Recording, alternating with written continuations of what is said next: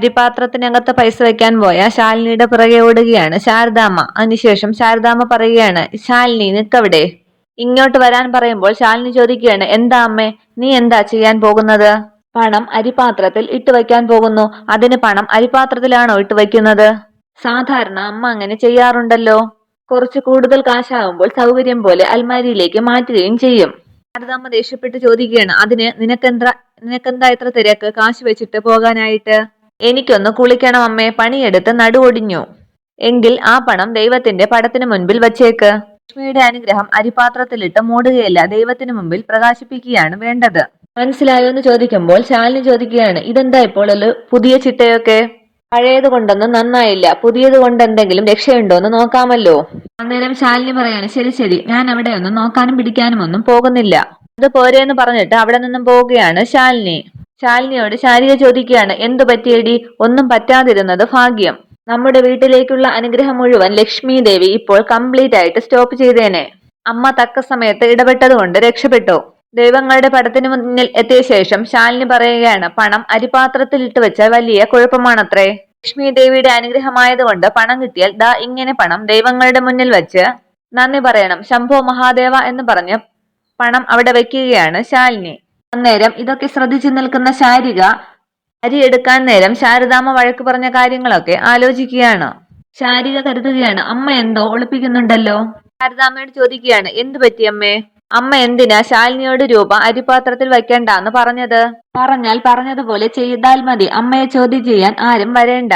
ഇല്ലെങ്കിലും അമ്മയെ അനുസരിച്ച് ഇവിടെ ശീലമില്ലല്ലോ.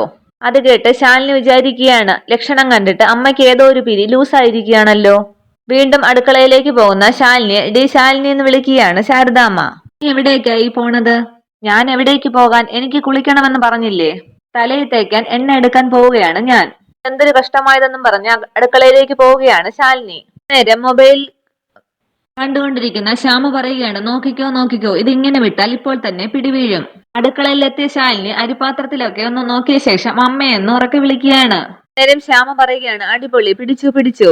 അടുക്കളയിൽ നിന്നും ശാലിനി വിളിക്കുകയാണ്, അമ്മയെ പെട്ടെന്ന് ഇങ്ങോട്ട് വന്നേ, അമ്മ ഒന്ന് ഇങ്ങോട്ട് വരാൻ.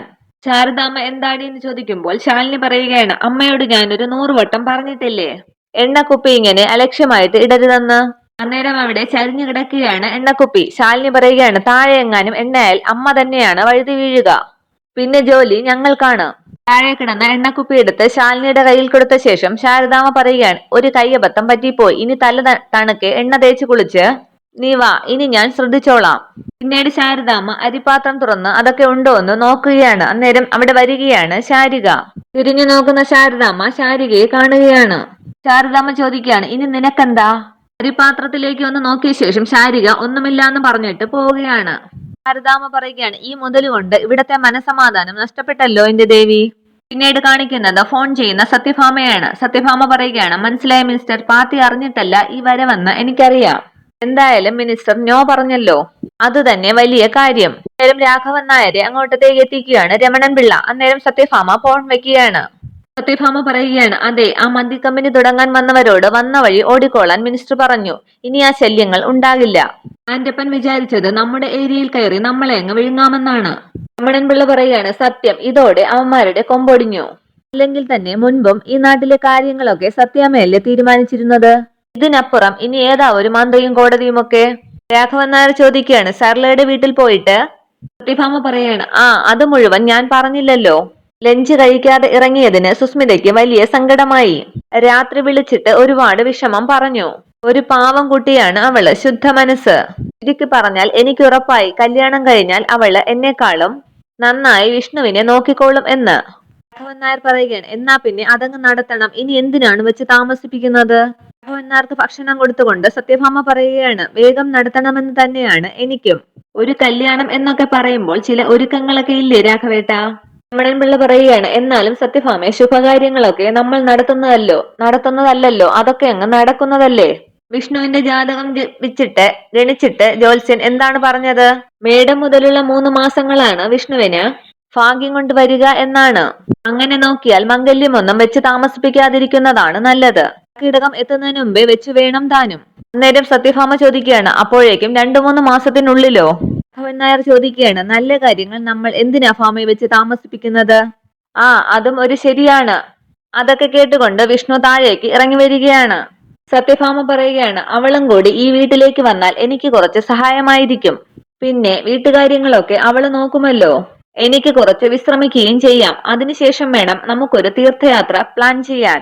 പിന്നീട് കാണിക്കുന്നത് രാത്രി ശാരദാമ്മയുടെ വീടാണ്. അവിടെ എല്ലാവരും ഉറങ്ങുകയാണ്. പെട്ടെന്ന് ഉണരുന്ന ശാലിനി വെള്ളം കുടിക്കാനായി നോക്കുമ്പോൾ ജഗ്ഗിൽ വെള്ളം കാണുന്നില്ല. അതിനുശേഷം വെള്ളമെടുക്കാനായി അടുക്കളയിലേക്ക് പോവുകയാണ് ശാലിനി. അന്നേരം അരിപാത്രത്തിന് പുറത്തേക്ക് നീണ്ടു നിൽക്കുകയാണ് ആ കവർ. വെള്ളമെടുത്ത ശേഷം തിരിച്ചു മടങ്ങാൻ നേരം ശാലിനിയുടെ കയ്യിൽ നിന്നും ഗ്ലാസ് താഴെ വീഴുകയാണ്. താഴെ വീഴുന്ന ഗ്ലാസ് എടുത്ത് ശാലിനി നോക്കുന്നത് അരിപാത്രമാണ്. ശാലിനി അരിപാത്രം തുറന്ന് അതൊക്കെ ആ ഫയലും പൈസയും ഒക്കെ പുറത്തേക്ക് എടുക്കുകയാണ്. അതിനുശേഷം അതുമായി ഉറങ്ങിക്കിടക്കുന്ന ശാരദാമ്മയുടെ അടുത്തേക്ക് ചെല്ലുകയാണ് ശാലിനി. അമ്മയെന്ന് ശാലിനി വിളിക്കുമ്പോൾ പെട്ടെന്ന് ഞെട്ടി ഉണരുകയാണ് ശാരദാമ്മ. എന്താ മോളെ, നീ ഉറങ്ങിയില്ലേ? എന്നെയും ആ പെൺകുട്ടികളെയും അങ്ങനെ അങ്ങ് ഉറക്കി കിടത്താമെന്ന് അമ്മ കരുതേണ്ട. ആ പൈസയും ഫയലും ഒക്കെ ചൂണ്ടിക്കാട്ടി ശാലിനി ചോദിക്കുകയാണ്, എന്താ ഇത്? ആകെ പരിശ്രമിച്ചു നിൽക്കുന്ന ശാരദാമ്മയോട് ശാലിനി വീണ്ടും ചോദിക്കുകയാണ്, എന്താ ഇതെന്ന്. അയാൾ ഇവിടെ വന്നിരുന്നോ എന്ന് ചോദിക്കുമ്പോൾ ആര് എന്ന് ചോദിക്കുകയാണ് ശാരദാമ്മ. അമ്മയ്ക്കൊന്നും അറിയില്ല അല്ലേ? ആ തിരുനാമം എന്റെ നാവ് കൊണ്ട് ഉച്ചരിക്കാൻ അറപ്പുള്ളത് കൊണ്ടാണ്. ഗോപാലകൃഷ്ണൻ എന്ന് പറയുമ്പോൾ ശാരദാമ്മ മോളെ എന്ന് വിളിക്കുകയാണ്. വീണ്ടും ദേഷ്യപ്പെട്ട് ശാലിനി ചോദിക്കുകയാണ്, അയാൾ ഇവിടെ വന്നിരുന്നോന്ന്. ചോദിച്ചത് കേട്ടില്ലേ എന്ന് ശാലിനി അലറി വിളിച്ച് ചോദിക്കുമ്പോൾ ആ സ്വപ്നം കണ്ട് ഞെട്ടി ഉണരുകയാണ് ശാരദാമ്മ. ചുറ്റും നോക്കിയ ശേഷം ശാരദാമ്മ പറയുകയാണ്, ഇനി അതവിടെ വെച്ചാൽ ശരിയാകില്ല. അതിനുശേഷം അപ്പുറത്തെ മുറിയിൽ പോയി ഉറങ്ങിക്കിടക്കുന്ന ശാലിനിയെ നോക്കുകയാണ് ശാരദാമ്മ. അന്നേരം ശാരിക ഉണരുകയാണ്. അടുക്കളയിലേക്ക് പോകുന്ന ശാരദാമ്മയെ ജനലിൽ കൂടി കാണുകയാണ് ശാരിക. അരിപാത്രത്തിന്റെ അകത്തു നിന്നും അതൊക്കെ എടുത്ത ശേഷം ശാരദാമ്മ പുറത്തേക്ക് വരുമ്പോൾ വീണ്ടും പോയി കിടക്കുകയാണ് ശാരിക. ശാരിക ഉറങ്ങുകയാണെന്ന് കരുതി ശാരദാമ്മ തന്റെ തലേണയുടെ അടിയിൽ വയ്ക്കുകയാണ് അതെല്ലാം. എന്ന ശേഷം വീണ്ടും ശാരദാമ്മ താൻ കണ്ട സ്വപ്നത്തെ കുറിച്ചൊക്കെ ആലോചിക്കുകയാണ്. വീണ്ടും ഉണർന്ന ശാരദാമ്മ തലേണയുടെ അടിയിൽ നിന്നും അതൊക്കെ എടുത്ത ശേഷം പുറത്തേക്ക് ഇറങ്ങുകയാണ്. അന്നേരം ശാരിക വീണ്ടും ഉണരുന്നു. ദൈവങ്ങളുടെ പടത്തിന് മുന്നിൽ പോയി ശാരദാമ്മ പ്രാർത്ഥിക്കുകയാണ്, ദൈവങ്ങളെ, നിങ്ങളറിയാതെ ഈ ശാരദയുടെ ജീവിതത്തിൽ ഒന്നും സംഭവിച്ചിട്ടില്ല. ഒരു പെണ്ണും അനുഭവിച്ചിട്ടില്ലാത്ത ദുരിതക്കയങ്ങളിൽ വീണപ്പോഴൊക്കെ കരയടുപ്പിച്ചത് നിങ്ങളൊപ്പം ഉണ്ടല്ലോ എന്നുള്ള ഒരു വിശ്വാസത്തിലാണ്.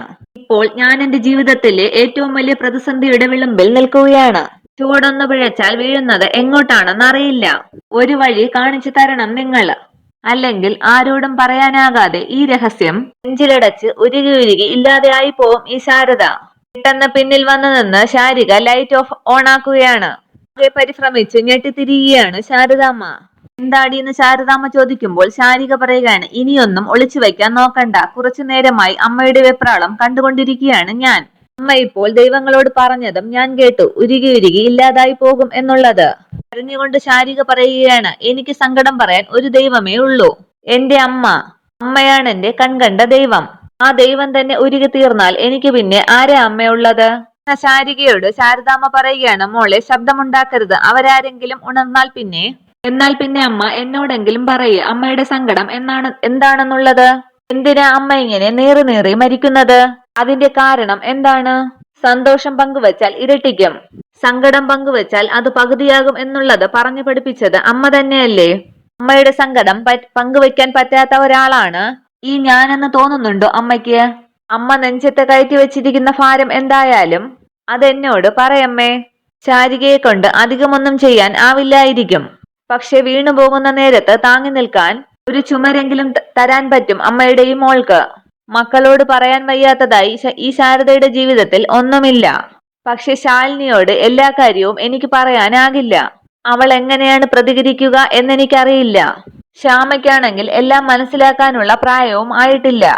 പിന്നെ എനിക്കെല്ലാം തുറന്നു പറയാൻ പറ്റുന്നത് നിന്നോട് മാത്രമാണ്. അമ്മയുടെ തന്നെ പ്രതിരൂപമായിട്ടാണ് ഞാൻ നിന്നെ കാണുന്നത്. നിന്നോട് പറയണ്ട എന്ന് കരുതിയിട്ടല്ല, അമ്മയുടെ നെഞ്ചിൽ തന്നെ അത് അടങ്ങുന്നെങ്കിൽ അടങ്ങട്ടെ എന്ന് കരുതിയിട്ടാണ്. അവരിവിടെ വന്നിരുന്നു. അവരാണ് എന്റെ നെഞ്ചിന്മേൽ ഈ കരിങ്കല്ലെടുത്ത് വച്ചത്. അതിനുശേഷം ഗോപാലകൃഷ്ണനും രാജേശ്വരിയും വന്ന കാര്യങ്ങളും നടന്ന സംഭവങ്ങളും ഒക്കെ ശാരികയോട് വിവരിക്കുകയാണ് ശാരദാമ്മ. ഇത്രയുമാണ് ഇന്നത്തെ എപ്പിസോഡ് വിശേഷങ്ങൾ. Okay, thank you.